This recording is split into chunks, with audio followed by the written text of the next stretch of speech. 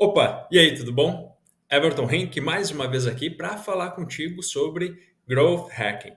Hoje eu vou te trazer aqui três exemplos muito legais para a gente analisar sobre experimentação em ambiente offline. Isso mesmo, um ambiente que ele é extremamente desafiador porque, diferente do digital, a gente não consegue ter um ambiente completamente controlado, ou 100% controlado. Existem variáveis que a gente não tem controle, como a gente consegue fazer, por exemplo, nos testes no digital. Mas antes de eu avançar, se você está chegando hoje aqui no canal, já fica o meu convite para você se inscrever e aproveita e já ativa as notificações. Isso garante que você vai sempre ser notificado quando um vídeo bacana, assim como esse que a gente vai ver hoje, entrar aqui no canal. E se você está curtindo os vídeos, poxa, já deixa o like aqui, que é para ajudar esse vídeo a chegar em muito mais pessoas e poder ajudar aí empreendedores, profissionais, enfim, a elevar cada vez mais as suas entregas e o seu processo de experimentação. Beleza? Então, hoje a gente vai ver aqui três exemplos muito legais. Só antes de a gente entrar especificamente nesses exemplos, eu quero contextualizar um pouco sobre o desafio que é criar esse processo de experimentação em ambientes offline. Bom, o que a gente tem que considerar primeiro? A gente tem que considerar as variáveis, certo? Existem diversas variáveis que muitas vezes elas acabam tornando um pouco mais complexo esse processo de experimentação.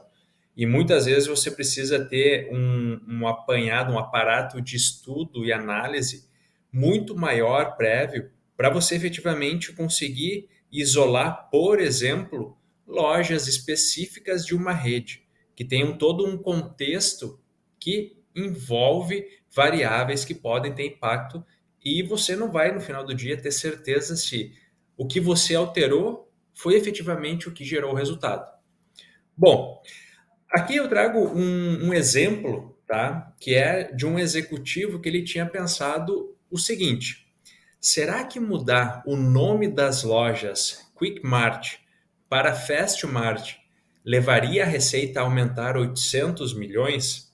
Bom, aqui a gente tem as duas lojas, elas fazem parte de uma cadeia de varejo, né? Então elas são do mesmo grupo, ou eram, então, enfim, não tem esse dado mais atualizado. Mas naquele momento, por exemplo, a Quick Mart ela tinha um faturamento de 1 milhão, né, nas lojas da sua cadeia, né, US$ 1 milhão. E a Fast Mart ela tinha um faturamento aí de 1,1 milhão, né? Ela tinha um faturamento maior.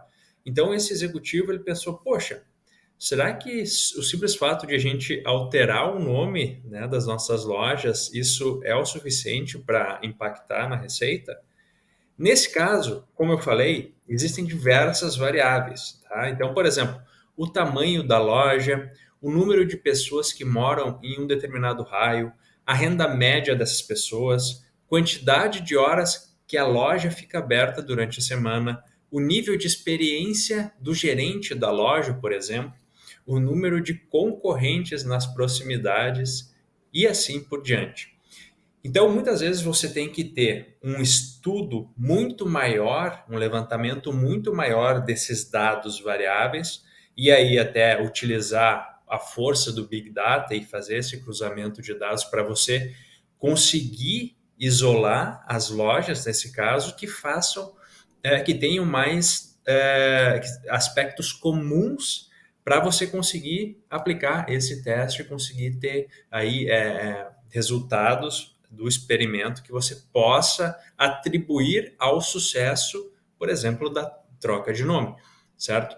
Então, o offline ele tem aí desafios muito maiores, mas isso não significa que não seja possível fazer testes, fazer experimentos. E a gente vai ver aqui então hoje três exemplos, tá, de processo de experimentação que alguns negócios, enfim, implementaram. Beleza? Então vamos olhar aí o primeiro, mas antes, aqui eu quero, né, pontuar antes de a gente avançar que, a menos que a empresa tenha como isolar o efeito, que é um pouco disso que eu comentei, né, da mudança, de nome dessas e de outras variáveis, o executivo não saberá ao certo se a mudança melhorou ou piorou as vendas, que foi isso que eu comentei agora. Bom, experimentos offline. Vamos conhecer aí esses 3 exemplos, são bem interessantes e provavelmente aí vai te ajudar a expandir a sua cabeça, principalmente se você tem um negócio aí offline, enfim, alguma franquia, alguma coisa nesse sentido, que talvez você possa aí, né, ter algum insight de como fazer um teste, um experimento para melhorar os seus resultados. O primeiro que eu trago aqui é um experimento muito simples, tá? É o Capital One, que ele é um banco. Ele é um banco que ele faz diversos experimentos, tá? Esse experimento aqui que eu estou trazendo é um dos exemplos, tá? Que é um exemplo de apenas trocar a cor do envelope que você manda uma oferta, que você manda um cartão, que você manda alguma coisa.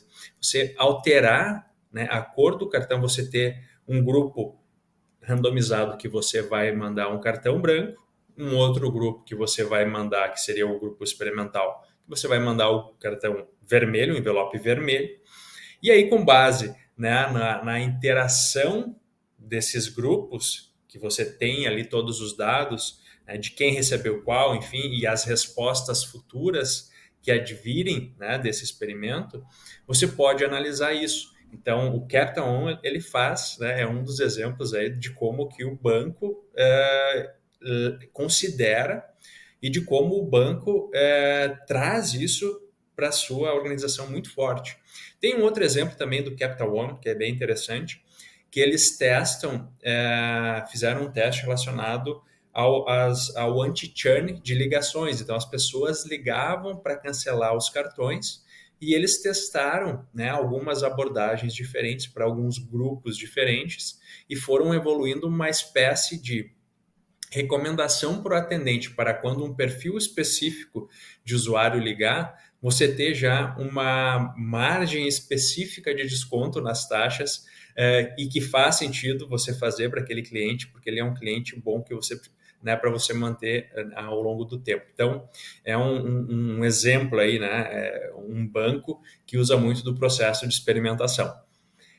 O outro, tá, é quebrando o Charm Price, né? Eu já tenho outros vídeos aqui no canal que eu falo sobre o Charm Price, que para muitos negócios ele funciona muito bem, mas é muito interessante também a gente não, né, se fixar, não, né, não ficar engessado e não buscar novas formas de testar, enfim, tudo mais, o preço, porque aqui, por exemplo, tinha um grupo de executivos que eles estavam experimentando preços, né, realizado pelos executivos, né, e que ele encontrou o seguinte resultado. O 0,25 centavos vendeu 24% mais ao longo de 6 meses do que os preços terminados em 9. Então, o 9, ao final dos preços, ele é considerado um charm price, né, porque ele tem uma série de questões psicológicas que, né, atribuídas a utilizar o 9, que muitos profissionais, muitas empresas levam isso como uma máxima, não? 499, enfim, dentre outras formas de se explorar o Charm Price, e aqui foi uma quebra, né, de paradigma, quando esse preço, através de um processo de experimentação controlado, se mostrou mais efetivo do que aqueles que eles vinham praticando, né, com um aumento aí de basicamente 1/4, né, de receita, certo? E o outro exemplo muito interessante é esse aqui da equipe de atismo da Nova Zelândia. Eles criaram toda uma estrutura para simular as condições do ambiente de vento e água e tudo mais, e criaram um processo de melhoria, né, de experimentação e iteração contínua, onde eles buscavam melhorar a performance desse iate. E eles conseguiram, em 1995, com esse processo, quebrar a hegemonia dos Estados Unidos, que era até então o campeão. Então, esses são alguns exemplos aí de processo de experimentação de empresas que foram muito bem